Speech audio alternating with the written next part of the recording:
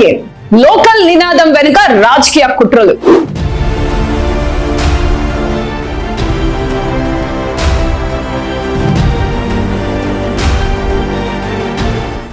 AP రాజకీయాల్లో ఇప్పుడు hot topic Pithapuram.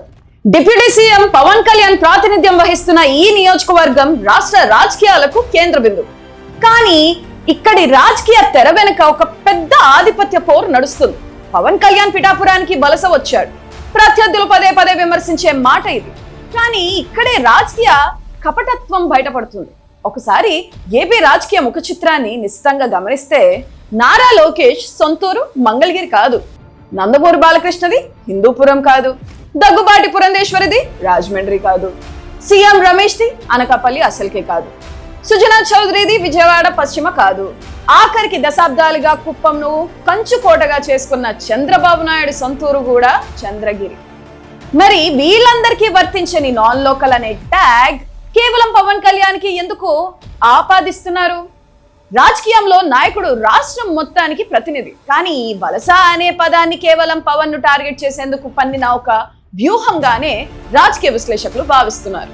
ఇక పిఠాపురం ఎపిసోడ్ లో మరో కీలకమైన పాత్ర మాజీ ఎమ్మెల్యే ఎస్విఎస్ఎన్ వర్మ. ప్రస్తుతం ఆయన ఎమ్మెల్యే కాదు, ఎమ్మెల్సీ అంతకంటే కాదు. రాజ్యాంగ పరంగా ప్రభుత్వ పరంగా ఆయనకు ఎలాంటి ప్రోటోకాల్ లేదు. అయినా సరే పిఠాపురంలో షాడో ఎమ్మెల్యేలా ఆయన పెత్తనం ఎందుకు చెలాయిస్తున్నారు? పొత్తు ధర్మంలో భాగంగా పవన్ కళ్యాణ్ కు టికెట్ త్యాగం చేశానని చెప్పుకున్న వర్మ క్షేత్రస్థాయిలో మాత్రం అధికార యంత్రాంగంపై ఆధిపత్యం ప్రదర్శిస్తున్నారు.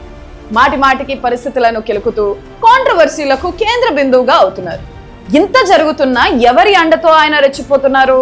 కూటమిలోని కొందరు పెద్దలు పరోక్ష మద్దతు లేకుండానే వర్మ ఇంత బహిరంగంగా వ్యవహరించగలరా అన్నది ఇప్పుడు జనసేన క్యాడర్ లో మొదలవుతున్న ప్రశ్న. పిఠాపురంలో పరిస్థితి ఎలా మారిపోయిందంటే ఎవరైనా వర్మ ఆధిపత్యాన్ని ప్రశ్నిస్తే చాలు వారిపై వైసీపీ కోవట్టులు అనే ముద్ర పడిపోతుంది. దశాబ్దాలుగా రాజకీయాల్లో ఉన్న మాజీ ఎమ్మెల్యే పెండం దొరబాబు లాంటి నేతలపై సైతం ఇలాంటి ముద్ర వేసే కుట్రలు జరుగుతున్నాయన్నది స్థానిక వాదన. మౌనంగా వర్మ పెత్తనాన్ని భరించి ఇక తట్టుకోలేక ఎవరైనా తమ ఆవేదన వ్యక్తం చేస్తే వెంటనే వారిని శత్రుపక్షం కోవట్టులుగా చిత్రీకరించి పార్టీలో ఒంటరిని చేయడం ఒక పొలిటికల్ ట్రెండ్ గా మారిపోయింది. ఒకవేళ ఇదే వర్మ తీరు శృతి మించి క్రమశిక్షణ చర్యల కింద టీడీపీ అధిష్టానం ఆయన్ను పార్టీ నుంచి గెంటేస్తే అప్పుడు వర్మను కూడా వైసీపీ కోవట్టు కిందే లెక్కగడతారా? పిఠాపురం ఇప్పుడు కేవలం ఒక నియోజకవర్గం కాదు, ఇది స్థానిక వర్గపోరుకు, ఈగోలకు, అస్తిత్వకు ఆరాటానికి ఒక ప్రయోగశాల. పవన్ కళ్యాణ్ ను డిఫెన్స్ లో పడేయడానికి ప్రత్యర్థులు ఆడుతున్న మైండ్ గేమ్ లో స్థానిక నేతలే పావులుగా మారుతున్నారా? ఈ పవర్ గేమ్ చివరకు ఎవరికి లాభం ఎవరికి నష్టం చేకూరుస్తుందో కాలమే తేల్చాలి. పిఠాపురం రాజకీయాల్లో ఇలాంటి స్థానిక వర్గ పోర్ల వల్ల భవిష్యత్తులో పవన్ కళ్యాణ్ కు పరిపాలనా పరంగా ఎలాంటి ఇబ్బందులు ఎదురయ్యే అవకాశం ఉందని మీరు అనుకుంటున్నారో కింద కామెంట్ చేయండి.